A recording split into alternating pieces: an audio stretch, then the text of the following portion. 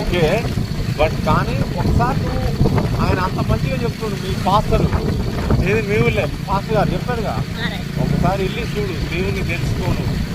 మీ గొల్లోళ్ళ దేవుడు, మీ గొల్లోళ్ళ దాంట్లో పుట్టిన